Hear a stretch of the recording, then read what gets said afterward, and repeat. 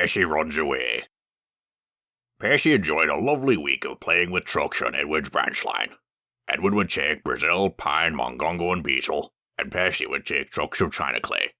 China clay is important. It's needed for pottery, paper, paint, plastics, and many other things. While Edward had his coaches to talk to, Pershy was left alone. But he didn't mind. He liked giving the trucks a bump whenever they acted up. He especially liked to stop at Edward's junction. He liked watching the main line trains. "Hurry, hurry, hurry!" he would call to the big engines, who got very cross about this. It was Pershy's last day on Edward's branch line. "I do hope I can come back again," he said cheerfully to Edward as he set off with his final china clay train. He soon arrived at Edward's junction and tidied his trucks away in the yard. He then ran onto the main line and waited for the signaller to set the point so he could go back to the big station. He and his crew remembered some of the things I and Edward had told them. For instance, on a two-road main line, the up line is on the left and the down line is on the right. But they had forgotten to whistle to the signaller to let him know they were parked on the main line. Bells rang in the signal box. The busy signaller answered, saying the line was clear, and set the signals for the next train.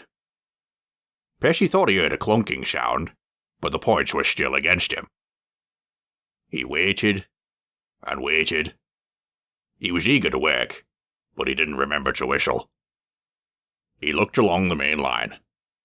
In the distance, rushing straight towards him, was Gordon with the express. "Look out!" whistled Gordon in horror. Charlie shut off steam and applied the brakes. Dave put on full steam. "Back, Persy, back!" But Pershy's wheels wouldn't turn quickly. "Get out of my way!" groaned Gordon as he came nearer and nearer. He was still approaching fast. Persy shut his eyes. His crew jumped out of his cab and ran. Then Persy began to move. He opened his eyes. Gordon's buffers were a few inches from his own.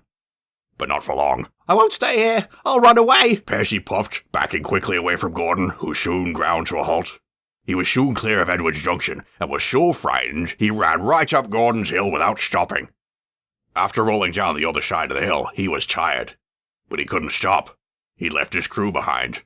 There was no one to shut off steam and apply the brakes. "I want to stop," he panted. He approached another signal box. The signaller knew just what to do. She changed the points and diverted Persy into an empty siding. He stopped at the buffer stops, but derailed and broke a pebble bin next to him. "I want to stop! I want to stop! I have stopped!" he puffed thankfully as his wheels were buried in stones.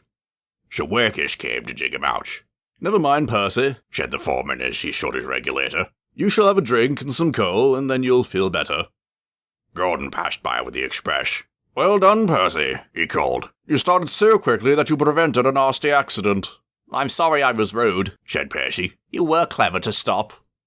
Soon, Persy left the siding and went at last to the big station to shunt for the big engines. He still goes to Edward's branch line to help him out sometimes, but he's always most careful when he goes on the main line.